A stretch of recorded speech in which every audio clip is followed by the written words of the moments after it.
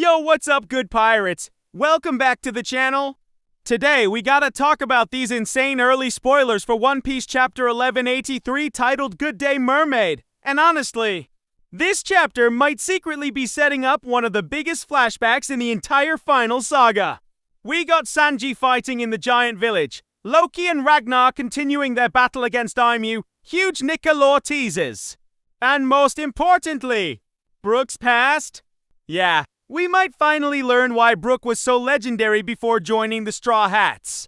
So sit back, relax, and let's break down everything from these spoilers and what it could mean for the future of One Piece.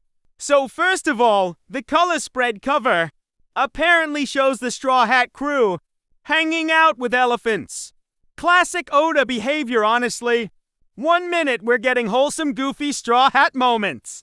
Next minute, we're diving into ancient world lore and emotional trauma. And the title Good Day Mermaid is really interesting because it sounds peaceful and emotional instead of action heavy. That makes me think this chapter is gonna focus more on storytelling and flashback setup rather than pure fighting. And honestly, that's when Oda usually cooks the hardest. So according to the spoilers, Sanji arrives at the giant village and fights someone named Zaza MMA. Now, we don't know much about this character yet, but if Oda specifically mentions the fight in the brief spoilers, it's probably important. And let's be real, Sanji has been needing a big moment lately. Zoro's getting aura moments.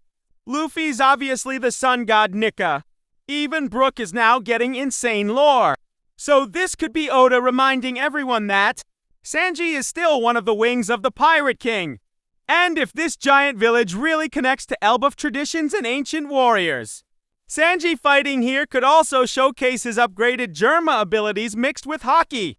I'm expecting fast choreography, insane kicks, and probably a funny gag in the middle because Oda can never let Sanji be serious for too long. Now this is where things get crazy. The spoilers say Loki and Ragnar continue fighting against Aimu.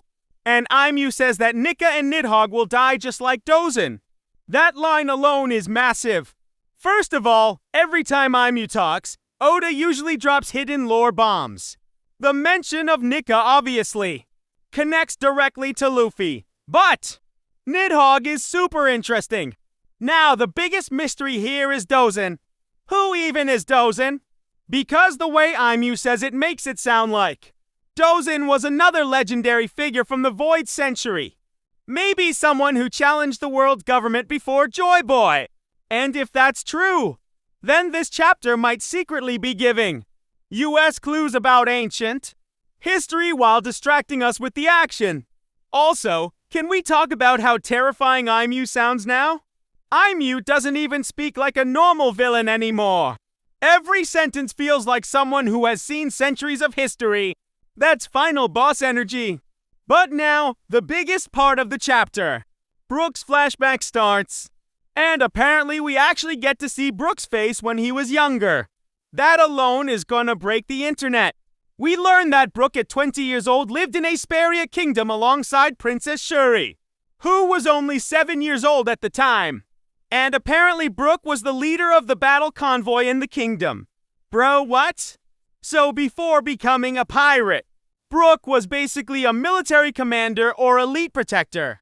That changes everything we thought about him. And it explains why Brook always carries himself with elegance, discipline, and leadership qualities.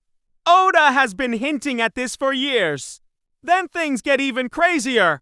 A gangster tries attacking the queen, and Brook defeats both him and his syndicate, meaning Brook was already famous long before becoming a musician pirate.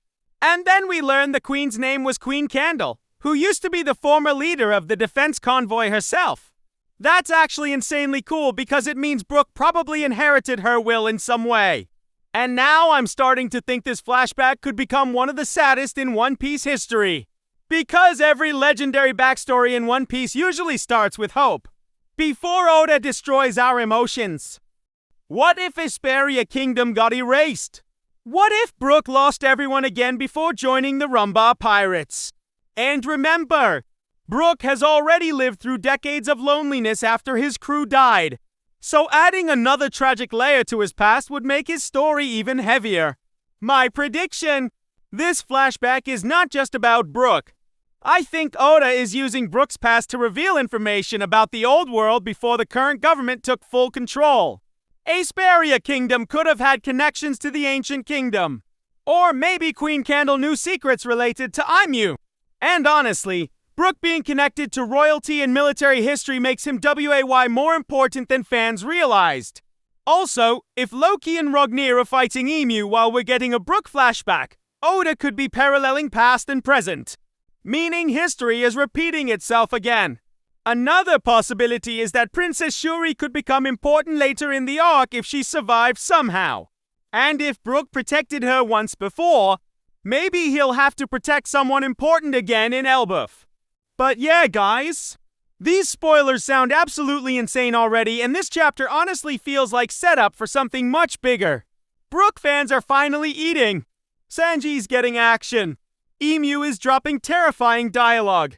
And Oda is slowly connecting everything back to ancient history again. Let me know in the comments, who do you think Dozan is? And are we finally about to get one of the best flashbacks in the final saga? If you enjoyed the video, make sure to like, subscribe, and join the crew because we are super close to 500 subs and I genuinely appreciate every single one of you. Thanks for watching.